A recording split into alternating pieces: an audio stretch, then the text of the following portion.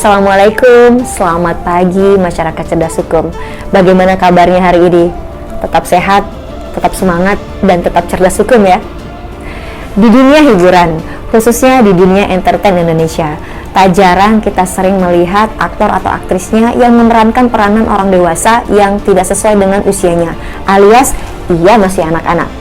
Sebagaimana kita suka dengar beberapa hari ini terkait suatu berita hangat sinetron Indonesia yang kedapatan si bintang artisnya masih berusia di bawah 18 tahun. Untuk sebagai pengingat bahwa di dalam Undang-Undang Perlindungan Anak, seseorang bisa dikatakan masih anak-anak adalah jika ia berusia 0 sampai 18 tahun.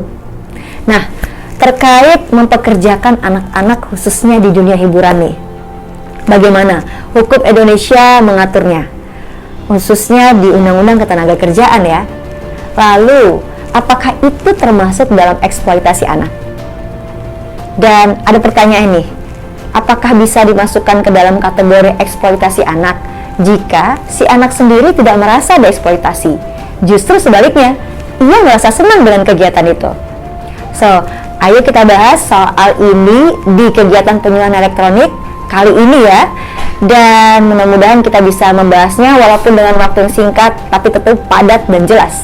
So, check it out.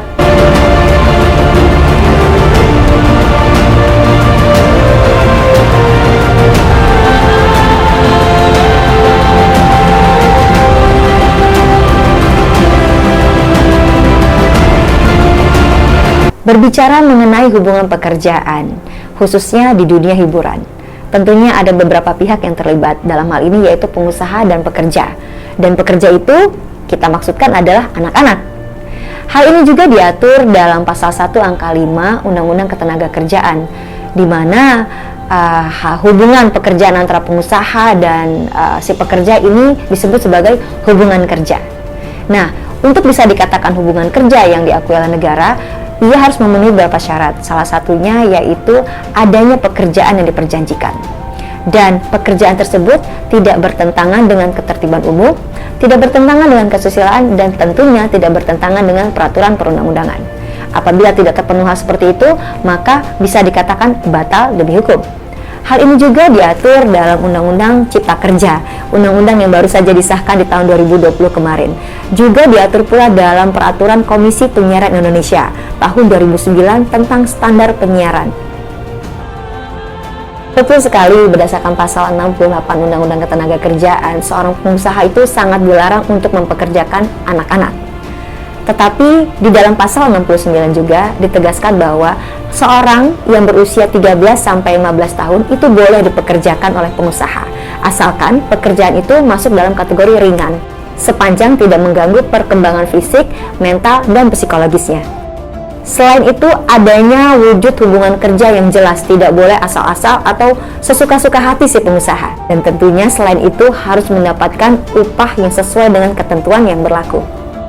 Kemudian, jika si pengusaha atau dalam hal ini adalah produser melanggar pasal 68 dan pasal 69 yang telah kita jelaskan tadi, maka tentunya akan ada pidana ataupun ancaman hukuman yang akan dikenai kepada si pengusaha atau produser tersebut. Dan tentunya karena seorang anak yang usia 13-15 tahun itu diizinkan melakukan pekerjaan yang ringan, tentunya ia tidak boleh melakukan pekerjaan yang buruk, di mana di dalam undang-undang disebut sebagai pekerjaan terburuk, yaitu pekerjaan yang mengancam keselamatan, kesehatan, mental, psikologis, atau fisik si anak.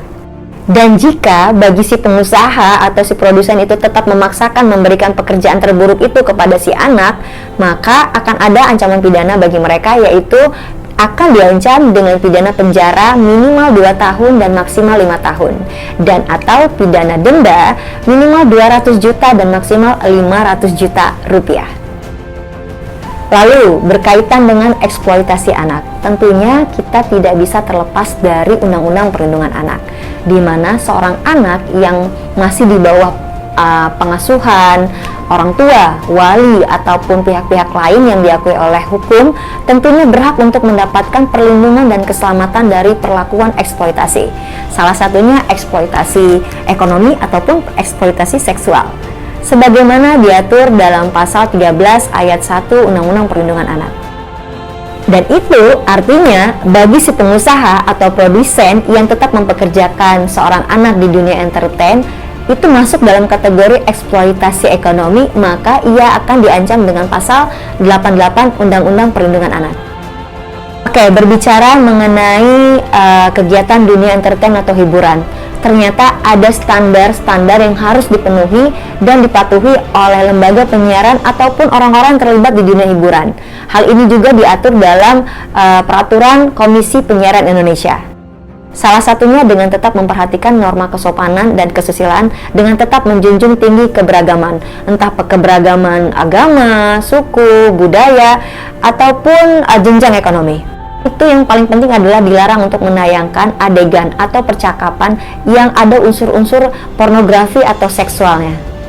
Lalu bagaimana jika ada lembaga penyiaran atau perusahaan hiburan yang ternyata masih saja ngeyel atau ternyata kebukti melanggar aturan yang telah ditetapkan? Tentunya ada sanksi-sanksi yang akan dikenai kepada mereka. Salah satunya sanksi administratif, teguran secara tertulis. Lalu bisa jadi penghentian sementara terhadap acara yang bermasalah saat itu. Bahkan adanya pembatasan durasi dan waktu bagi si acara tersebut, hingga ada juga denda yang harus dibayar oleh si lembaga penyiaran. Nah, ternyata tidak hanya sanksi pidana yang bisa dikenai kepada lembaga penyiaran ataupun pengusaha yang kedapatan menggunakan pekerja anak. Ternyata ada sanksi administratif ataupun perdata yang bisa dikenai kepada si pelanggar tersebut. Mudah-mudahan dengan adanya penyuluhan hukum elektronik kali ini, kita, masyarakat awam, bisa tercerahkan. Entah kita sebagai si pengusahanya, ataupun kita sebagai orang tua, atau si pekerja anaknya. Supaya kita tidak gampang tergiur untuk membiarkan anak-anak kita untuk masuk ke dalam pekerjaan yang ternyata membahayakan mereka. Ingat, uang bukan segalanya. Semoga kegiatan penyuluhan hukum elektronik kali ini dapat bermanfaat bagi diri kita, bagi keluarga kita, dan bagi Indonesia. Sampai jumpa di penyuluhan hukum elektronik lainnya dan tentunya dengan tema-tema yang tidak kalah menarik. Wassalamualaikum warahmatullahi wabarakatuh. Salam cerdas, salam pembaharuan, dan kumham pasti.